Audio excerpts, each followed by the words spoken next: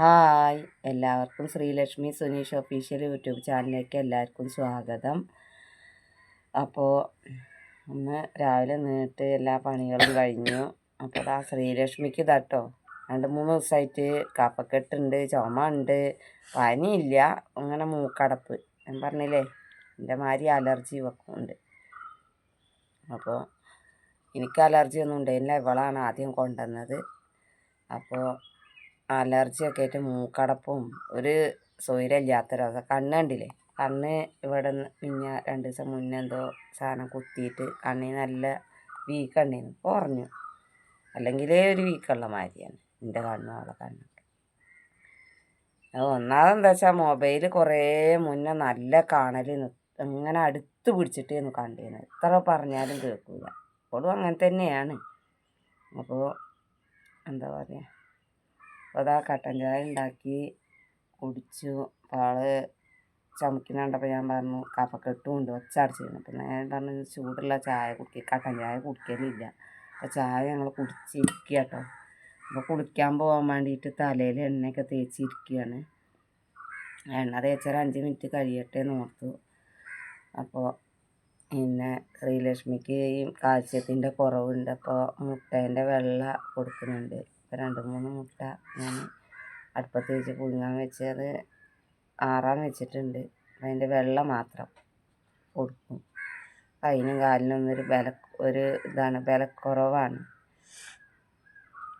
വലിയൊരു കലാകാരിയാണ്. അപ്പോൾ ഈ പറഞ്ഞ മാതിരി കൈയിനും കാലിനും എന്തെങ്കിലും കോട്ടം വന്നാൽ പോയില്ലേ. അപ്പോൾ ഓട്ടംതുള്ളൽ കലാകാരിയാണ് കേട്ടോ. മുന്നോട്ട് കൊണ്ടുപോകണം ഈ പ്രയാണം. പക്ഷെ എൻ്റെ കുടുംബ സാഹചര്യം എന്ന് പറഞ്ഞാൽ എനിക്ക് എല്ലാവരെയും കൂടി ഏറ്റെടുത്ത് നോക്കേണ്ട കാരണത്താൽ എനിക്ക് ഫീസ് അടയ്ക്കാൻ കഴിയുന്നില്ല. അപ്പോൾ അതുകൊണ്ട് തന്നെ ആണ് കുറച്ച് ഗ്യാപ്പ് ഇട്ടത്. ടീച്ചറെ പരിപാടിയൊക്കെ ഉണ്ട് ഇവിടെ ശിവരാത്രിക്ക്. അപ്പോൾ നോക്കട്ടെ കാണാൻ പറ്റുമോ. ടീച്ചർക്ക് കുറച്ച് പൈസയൊക്കെ കൊടുക്കണം. പിന്നെ തുടർ പഠനം മുന്നോട്ട് കൊണ്ടുപോകണം. വെക്കേഷൻ ടൈം വരികയാണ്. അപ്പോൾ അതിൽ മുന്നോട്ട് കൊണ്ടുപോകണം. ഒരു ഓട്ടംതുള്ളൽ കലാകാരിയായിട്ട് വലിയ പ്രശസ്തിയൊന്നും കിട്ടിയിട്ടില്ലെങ്കിലും എനിക്ക് എന്തോന്നറിയില്ല, ആ പരിപാടിയോട് ഭയങ്കര ഇഷ്ടമാണ്. എൻ്റെ ഇഷ്ടത്തിനാണ് പഠിച്ചത്. ഞാൻ തന്നെ പണിക്ക് പോയി പൈസ കണ്ടെത്തി, അതിനൊരു മിച്ചം കണ്ടെത്തിയിട്ടാണ് ഞാൻ തുടങ്ങാൻ തീരുമാനിച്ചത്. എൻ്റെ ഇഷ്ടം പോലെ പഠിക്കാൻ പോവുകയും ചെയ്തു. പിന്നെ 2 വട്ടം സ്കൂളിൽ കളിച്ച് 2 വട്ടം ഫസ്റ്റും കിട്ടി. അത് ജീവിതത്തിൽ ഒരിക്കലും എന്താ പറയുക, നമ്മളൊന്നും ഇത്രയും കാലം പഠിച്ച് വന്നിട്ടും നമുക്ക് കിട്ടാത്തൊരു പ്രോത്സാഹനം കാര്യം കുട്ടികൾക്ക് കിട്ടുക എന്ന് പറയുന്നത് ഒരു വലിയ സന്തോഷമല്ലേ. അപ്പോൾ അതിലും വലിയ സന്തോഷം ജീവിതത്തിൽ പറഞ്ഞറിയിക്കാൻ പറ്റില്ല. നമ്മളെന്നും കുട്ടിക്കാലത്ത് നമ്മളെ കാര്യങ്ങൾ അങ്ങനത്തെ കാര്യത്തിനോടൊന്നൊരു ഉണർവും ഉഷാറൊന്നും ഉണ്ടായിരുന്നില്ല. സ്കൂളിലേക്ക് ഇങ്ങനെ പോണത് തന്നെ അങ്ങനത്തെ ഒരു ചിലവധികം ഒക്കെ വരുന്ന രീതിയിലുള്ളൊരു ഇതായിരുന്നു. കാരണം അച്ഛനെ കൊണ്ടും അമ്മേനെ കൊണ്ടും കഴിയാത്തൊരു ഇത് വന്നു. പിന്നെ ഞാനൊക്കെ 10ാം ക്ലാസ് കഴിഞ്ഞ ഉടനെ തുടങ്ങിയ പണിയാണ് കേട്ടോ. 95-96 കാലഘട്ടത്തിൽ തുടങ്ങിയ പണിയാണ്. അന്ന് തൊട്ട് ഇന്ന് വരെയും കല്യാണം കഴിച്ചൊരു 4 വർഷം മാത്രമേ ഞാൻ വീട്ടിൽ ഒതുങ്ങിയിരുന്നുള്ളൂ. കല്യാണം കഴിച്ചു പറഞ്ഞയക്കാത്തൊരൊറ്റതും കൊണ്ട് അന്നും പോകണം തന്നെയാണ്. കാരണം ആരെയും ബുദ്ധിമുട്ടിക്കാത്ത രീതിയിൽ പണിയെടുത്ത് ജീവിക്കണം എന്നാണ് ഞാൻ ആഗ്രഹിക്കുന്നത്. നമ്മളായി പണിയെടുത്തിട്ട് നമ്മളെ കയ്യിൽ കിട്ടുന്ന പൈസയും കൊണ്ട് ചിലവാക്കണം, മറ്റുള്ള ഒരാൾ നമ്മളെ ചിലവും കാര്യങ്ങളും നോക്കണതും തമ്മിൽ ഒരുപാട് വ്യത്യാസങ്ങൾ. അത് ചെറുപ്പം മുതലേ മനസ്സിലാക്കിയൊരു വ്യക്തി ആയതുകൊണ്ട് സ്വന്തമായിട്ട് അധ്വാനിച്ച് എന്ത് കാര്യത്തിനും പൈസ കണ്ടെത്തുക, എല്ലാ കാര്യങ്ങളും മുന്നോട്ട് കൊണ്ടുപോവുക എന്നുള്ളൊരു രീതിയാണ് ഞാൻ 5 വർഷം കർണാട്ടിക് സംഗീതം പഠിച്ചൊരു വ്യക്തിയാണ്. അതിൽ പിന്നെ ഞാൻ ദുർഗയിൽ പഠിച്ചു, മക്കരപ്പറമ്പ് അനശ്വരയിൽ പഠിച്ചു. അങ്ങനെ 2 പാതിയായിട്ടാട്ടോ. ആദ്യം അവിടെ ഇവിടെയൊക്കെ ആയിട്ടാണ് ഞാൻ 5 വർഷത്തോളം പഠിച്ചു. എൻ്റെ സൗണ്ട് ഒരൊറ്റ കാരണത്താലാണ് ഞാൻ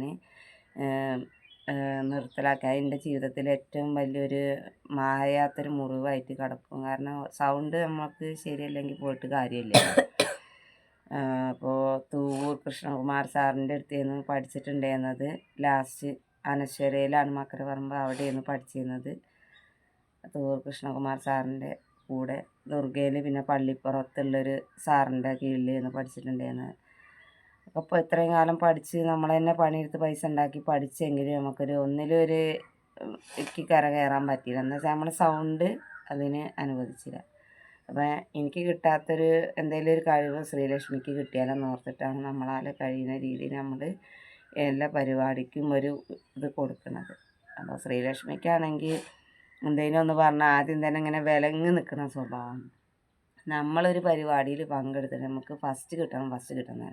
നമ്മൾ പരിപാടിയാണെങ്കിലും പരീക്ഷയാണെങ്കിലും എന്താണെങ്കിലും ഞാൻ ചെയ്യും, ഞാൻ ചെയ്താലോ വിജയിക്കുക, അങ്ങനത്തെ മനസ്സോട് കൂടി നമ്മൾ ചെയ്ത് കഴിഞ്ഞാൽ എന്ത് കാര്യങ്ങളും നമുക്ക് മുന്നോട്ട് നേടാൻ പറ്റും. ഞാൻ മനസ്സിലാക്കിയൊരു കാര്യം അങ്ങനെയാണ്. ചിലപ്പോൾ 2 വട്ടം തോറ്റു എന്ന് വിചാരിക്കും, പക്ഷേ 3ാമത്തെ വട്ടം ചിലപ്പോൾ നമുക്ക് എപ്പോഴും ജയം ഉണ്ടായിക്കൊള്ളണമെന്നില്ല, എപ്പോഴും തോൽവി ഉണ്ടായിക്കൊള്ളണമെന്നില്ല. അപ്പോൾ നമ്മളെ അതുപോലെ ഇരിക്കും നമ്മളെ ഭാവി. നമ്മളും നല്ല രീതിയിൽ പഠിക്കുകയാണെങ്കിൽ നമുക്ക് നല്ല മാർക്ക് നേടാം. നമ്മൾ ഉഴപ്പി നിന്നാൽ ഇപ്പൊക്കെ പറഞ്ഞാൽ ഇപ്പോൾ പ്രത്യേകിച്ച് ഈ മൊബൈലിൻ്റെ ഒരൊറ്റ പ്രശ്നമുള്ളൂ. അത് ഞാനെന്താ അറിയോ, ഞാൻ ഈ മൊബൈൽ എനിക്ക് വാങ്ങാൻ വലിയ ആഗ്രഹമൊന്നുമില്ല. ശ്രീലക്ഷ്മി പഠനത്തിൽ പുറകോട്ട് പോകുന്നു. ഞാൻ ഫസ്റ്റ് LP സ്കൂളിൽ പഠിച്ച സമയത്ത് മാഷോട് പറഞ്ഞിട്ടുണ്ടായിരുന്നു. അതുവരെ കുട്ടിക്ക് നല്ല മാർക്ക്, ഈ മൊബൈൽ വാങ്ങിയതിന് ശേഷമാണ് കുട്ടിക്ക് മാർക്ക് കുറഞ്ഞത്. ഞാൻ അപ്പം തന്നെ മാഷോട് പറഞ്ഞിട്ടുണ്ടായിരുന്നു, ഹെഡ് മാഷെടുത്ത്. പക്ഷേ ഇതോട് കൂടി ഇതിൻ്റെ കാര്യങ്ങൾ അവതാളത്തിലാവും. പറഞ്ഞ പോലെ തന്നെ ഈ ഒരു മൊബൈലിന് അങ്ങോട്ട് അഡിക്റ്റായി. അപ്പോൾ അത് കാരണം ഞാൻ മൊബൈൽ വാങ്ങാൻ വേണ്ടിയിട്ട് ഞാൻ കുറച്ചിങ്ങനെ പുറകടിച്ച് നിന്നു. കാരണം സ്കൂളത്തെ കാര്യങ്ങൾ അറിയണമല്ലോ. അപ്പോൾ അത് കാരണം നമ്മൾ വാങ്ങിയല്ലേ പറ്റുള്ളൂ. പിന്നെ ഞാൻ യൂട്യൂബ് ചാനൽ തുടങ്ങുകയെന്ന് പറഞ്ഞാൽ എനിക്കൊരു ലക്ഷ്യമുണ്ട്. നമ്മളാരെയും ബുദ്ധിമുട്ടിക്കാത്ത രീതിയിൽ.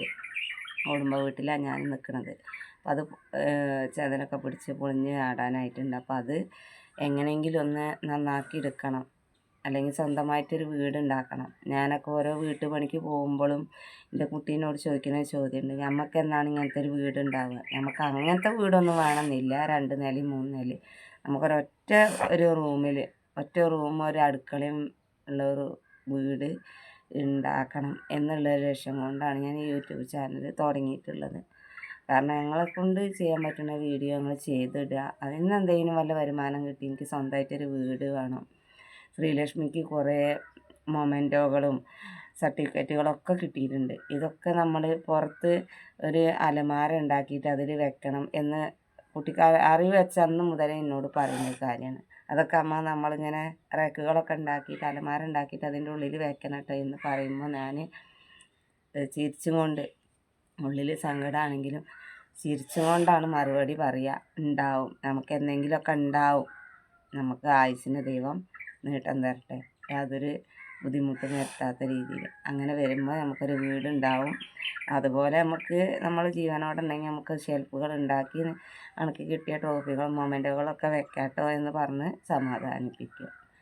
പിന്നെ നമുക്ക് അത്രയല്ലേ പറയാൻ പറ്റുള്ളൂ. നമ്മളെ കയ്യിൽ സ്വന്തമായിട്ട് എന്തെങ്കിലും എടുത്ത് വാങ്ങിക്കാം അങ്ങനെയുള്ള ഒരു ഇതുണ്ടെങ്കിൽ നമ്മൾ ഒരിക്കലും അങ്ങനെ പറയില്ല, ആരെയും ബുദ്ധിമുട്ടിക്കില്ല.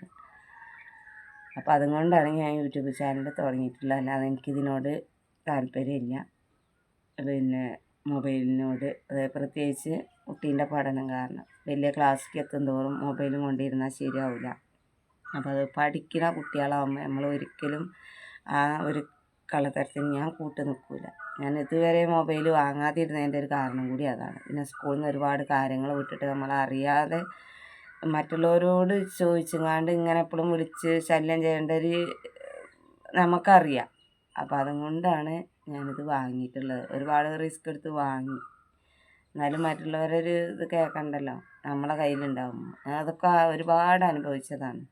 കുട്ടിക്കാലം മുതൽക്ക് നമ്മളെ വീട്ടിലൊരു TV ഇല്ലാഞ്ഞിട്ട് നമ്മൾ കാശുള്ള ആൾക്കാരെ വീട്ടിൽ TV കാണാനൊക്കെ പോകുമ്പോൾ അവിടെ നിന്നുള്ളൊരു ബുദ്ധിമുട്ട്, അവരെ വീടിനകത്തേക്ക് ചളി ചവിട്ടി കയറ്റി അങ്ങനെ കയറ്റി ഇങ്ങനെ കയറ്റി എന്നൊക്കെ പറഞ്ഞ് നമ്മളൊക്കെ ചെല്ലുമ്പോൾ വാതിലടക്കിനൊക്കെ ഒരു സ്വഭാവങ്ങളുണ്ടായിരുന്നു. അങ്ങനത്തെ ആൾക്കാരൊക്കെ ഇന്നും ഉണ്ട്.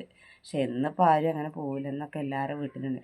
ഞങ്ങളെ വീട്ടിൽ TV ഉണ്ട്, പക്ഷെ ഞങ്ങൾക്ക് ജീവിതത്തിൽ അത് കാണാനുള്ള ഭാഗ്യം ഞങ്ങൾക്കില്ല. പ്രത്യേകിച്ച് ഞാൻ കോട്ടക്കിലൊരു ബാങ്കിൽ നിന്ന് ലോൺ എടുത്ത് അങ്ങനെ ഞാൻ പണിക്ക് പോയി അടച്ച് 40,000-40,000 റുപ്യ കൊടുത്ത് പിന്നെ TV വാങ്ങിച്ചു. അതിൻ്റെ ആങ്ങളെ കൈക്കലാക്കി. ഈ വീടിൻ്റെ ഉള്ളിലുണ്ട്, പക്ഷെ എന്തുണ്ട്, ഞങ്ങളത് കാണാനോ ഒക്കെ തൊടാനുള്ള ഒരു അനുവാദമില്ല. ഞാൻ കുറേ പണിയെടുത്ത കാശ് വെറുതെ ഞാൻ ബാങ്കിൽ കൊണ്ടു കൊടുത്തു.